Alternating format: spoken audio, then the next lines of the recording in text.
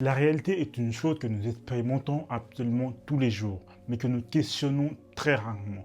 Regarde autour de toi, les cristaux ont des formes précises, les planètes suivent des trajectoires régulières, même ton propre corps est organisé selon des proportions. On pense souvent que la géométrie est une invention humaine, une manière pratique de mesurer le monde, et si c'était l'inverse? Et si la géométrie existait déjà bien avant nous? Et si la géométrie était le fondement même de notre réalité? Dans notre vision classique, la géométrie sert à décrire le monde. On mesure, on calcule, on trace des lignes, on dessine des formes. Mais dans le modèle de l'éther, la géométrie ne se contente seulement pas de décrire la réalité. Elle la rend possible, elle rend la réalité possible. Elle la structure, elle donne des formes à l'informe.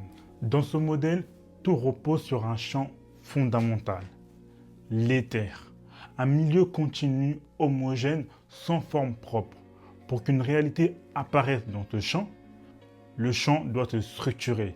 Mais une structure instable se dissout immédiatement.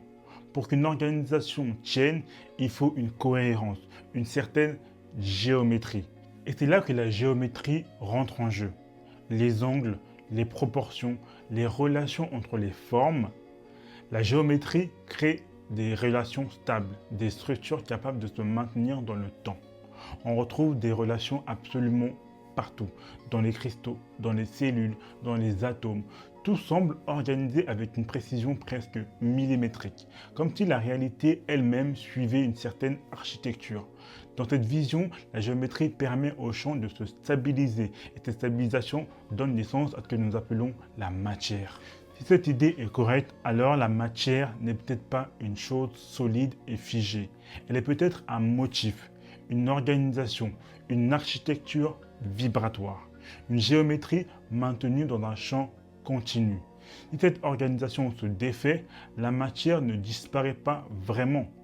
Elle redevient simplement de l'éther. Un peu comme un glaçon qui fond au soleil. Il ne disparaît pas, il change d'état.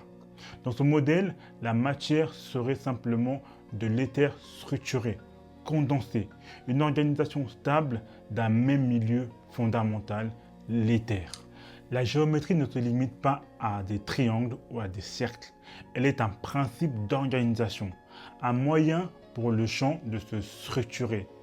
Certaines structures géométriques permettent des fréquences stables. Et ces fréquences stables permettent une réalité observable, une réalité tangible. La géométrie devient alors le pont entre le potentiel et la manifestation. Si la matière est une structure géométrique, alors le monde n'est peut-être pas composé d'objets solides. Il est peut-être composé de structures stables dans un champ continu. Ce que nous touchons, ce que nous appelons matière, n'est peut-être pas une substance ultime, mais une géométrie maintenue. Si cela est vrai, alors la réalité n'est pas un chaos figé par le hasard, elle est une expression d'une organisation précise d'un même champ. La géométrie n'est peut-être pas une invention humaine, elle est peut-être une propriété fondamentale du réel. Un seul champ, des relations cohérentes, et ce que nous appelons réalité n'est peut-être qu'une géométrie maintenue. On commence à rentrer dans le cœur du modèle, c'est-à-dire on va commencer à structurer le modèle pour pouvoir lui donner un aspect plus cohérent. C'est vraiment au fur et à mesure des vidéos qu'on va amener ce modèle à une cohérence maximale pour pouvoir expliquer notre réalité. Donc je vous invite à vous abonner, à me suivre sur YouTube et sur les autres réseaux, à liker cette vidéo, et à me dire dans les commentaires qu'est-ce que vous en pensez. Et je vous dis à très bientôt. Ciao.